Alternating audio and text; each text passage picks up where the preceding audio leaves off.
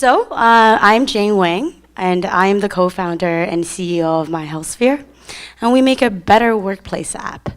So what I mean by that is change the way that you work, be more productive, and have better energy at work.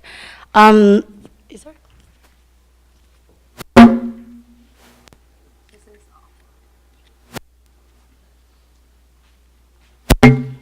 Sorry about this user experience. This is a terrible user experience.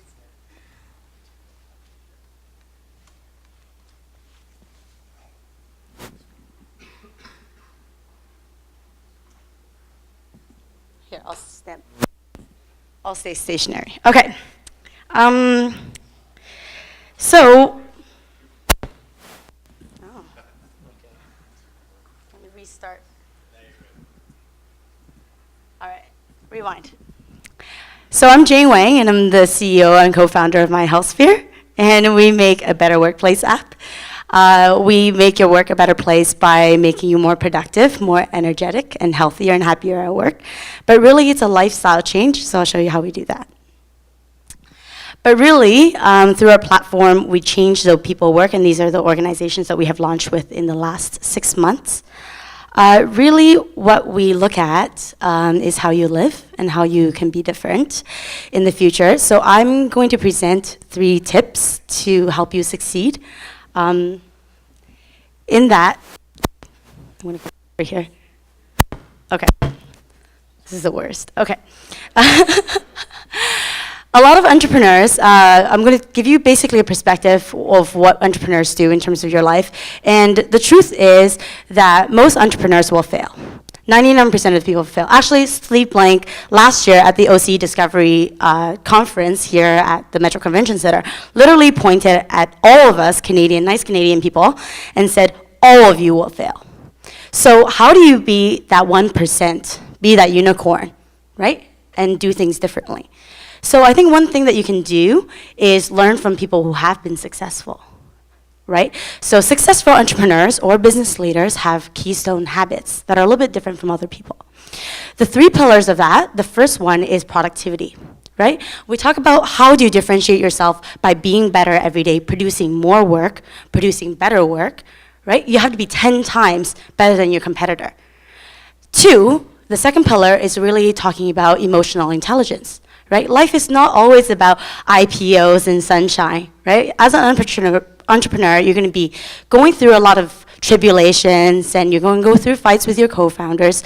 What are some of the ways that you can keep yourself going and happy every day and build that momentum upwards? And the third pillar that we talk about is really around the ability to be creative. Right?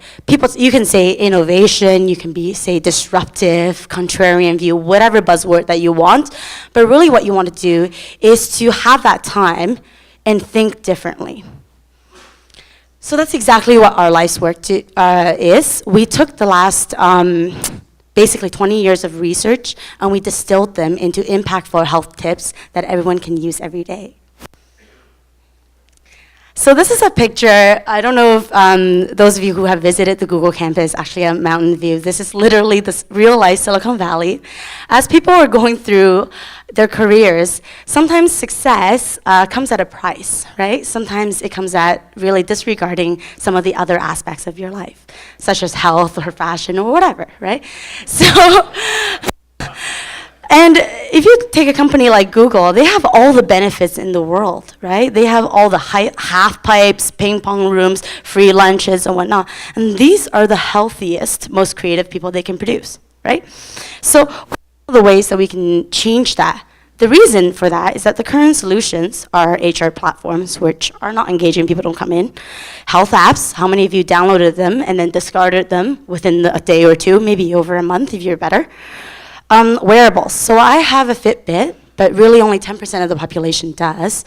And even if you buy one for every single person in your company, within 30 days, a third of you will stop using it, right? Your battery dies, it doesn't match with your outfit, whatever.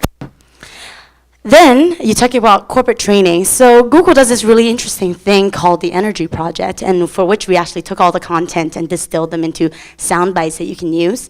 But they spend thousands of dollars on this, hundreds of thousands to be honest, and they have the least amount of impact, right? So if you actually look at these lovely curves here, they have a lovely drop off, all on the right-hand side. What does that mean, right?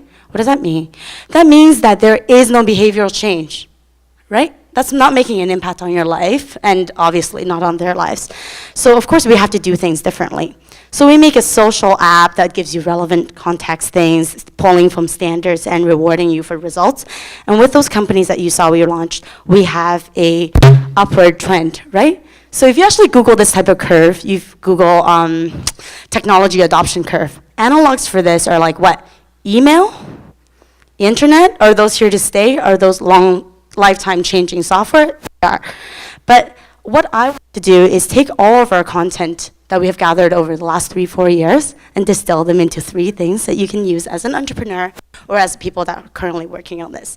So we take your habits, your daily habits, and we give you little tidbits on the 3 pillars that we talk about. The first one on productivity, how to be different, 10 times better, how to drop in some happiness to your life, and also talking about how to have that spark of creativity.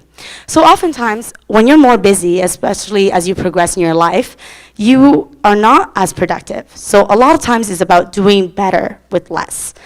But understanding that life is a sine wave. So as we breathe, right? Breathe in, breathe out. That's a rhythm. As you sleep, that's a rhythm as well. So what are some of the things that you can do? So we basically create work recess. So suggest for you guys to have little segments of time, little things you can do, one-on-one meetings to go, and little interval training. So think of your life as a gym, right? So every time you can peak faster so that you can build that momentum. And the second point on creativity, a lot of the things that stop us from being creative is the fact that we don't like what we see. So imagine yourself being happier, healthier, and sexier every day through just working differently. So I do a lot of little cheeky exercises. So as I'm speaking to you, I'm doing little glute squeezes to stop myself being nervous because I'm being taped. I'm doing little toe crunches. The last thing I want to leave you with is things to keep you going, which is building momentum and feeding your brain. So fuel yourself with good food, go for a walk, and do a lot of coaching. So I will post this up on the website as well. You guys can do a lot of the tidbits. Thank you for this opportunity.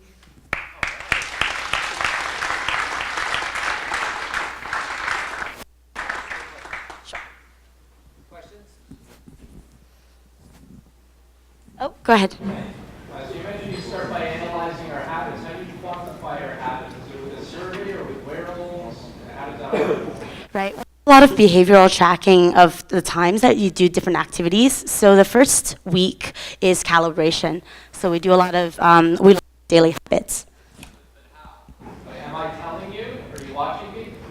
You're telling us, actually. A lot of it currently is self-reported data. We give you snippets of activity between 30 seconds and 2 minutes that improves the way that you do. So I don't know if some of you saw me. I was doing a little stretch before we came up here. A lot of times for salespeople, they get their heart rate needs to be raised and they need to be confident. So there's a great TED Talk by Amy Cuddy talking about how if your posture, you have power posture, if you do it just for 30 seconds, 2 minutes, it changes the way you do things. So we get you to do things like that and record how you do it.